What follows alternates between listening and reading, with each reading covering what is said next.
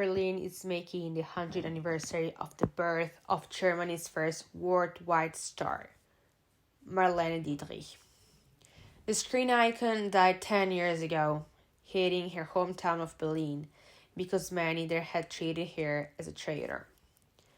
But the city has still pulled out all the stops to mark what would have been her 100th birthday today, December 27th, 2001. Musical galas, film tributes, and television documentaries all honor the solitary star who enchanted film, theater, and nightclub audience in career, spanning more than 40 years. Berlin's Film Museum is staging a special exhibition on the diva titled Forever Young and showing never-before-seen private films of the late star. The effort is echoed by other Dietrich shows at the Schönberg District Hall and the city's Gay Museum. On Friday, stars including German chanteuse Ute Lemper will perform personal interpretations of Dietrich classic at the Friedrichstadtpalast Show Hall. Threats from President Johannes Rohr and the city government were laid in a ceremony at Dietrich's grave in the Frieden Cemetery in the German capital, where she was born, named Maria Magdalene von Losch in 1901. Rohr sent a message stressing her commitment to democracy and freedom in Germany during the Nazi era. The Berlin Major Chief of Staff André Schmitz marked the anniversary by asking forgiveness for a hostile reception Dietrich received in 1960, reflecting bitterness at the star's support for the Allies during World War II and her failure to return home after the war. Bomb threats, picket signs reading "Marlene, go home," and editorials calling her a traitor led the actress to swear she would never return to Germany. The actress began her career in 1920s, singing in local theaters and performing as a small-time actress, forming her style in Berlin's decadent pre-Nazi film and theater scene. Her breakthrough came in 1930 with Joseph von Sternberg's film Der blaue Engel, The Blue Angel. The vampirish role as cabaret singer Lola Lola, shot in English and German, is considered her signature performance and launched her career.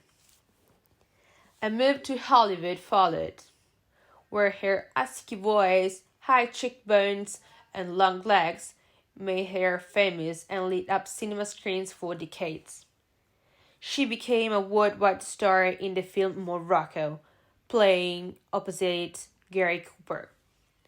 Other films of her heyday included Shanghai Express, Blonde Venus, The Song of Song, The Devil is a Woman, Desire, and Destroy Rights Again, all honing an exotic style now adored by drug addicts and female impersonators.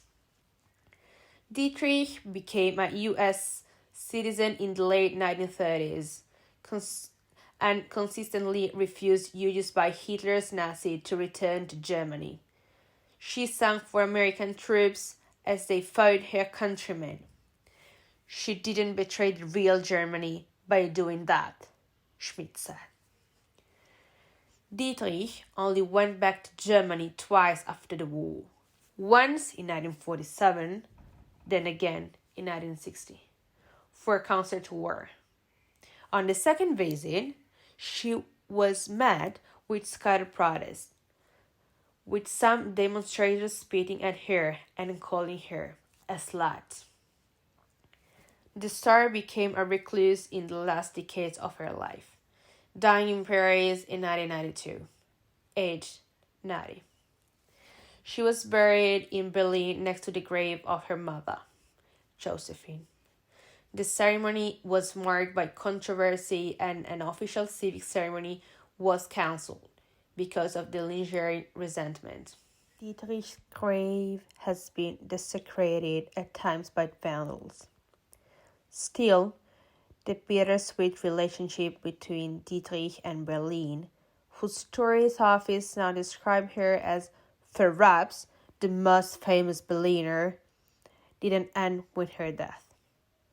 Only after years of debate did city officials in 1997 approve a plan to name a square after her, the Marlene Dietrich Platz in the new Potsdamer Platz complex.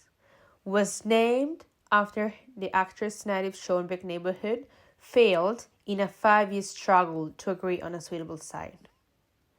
Some Schönberg residents, still bitter over Dietrich's support for the Allies in World War II, had opposed any recognition for her in Berlin. Businesses on the proposed street also didn't want the cost of changing their mailing address.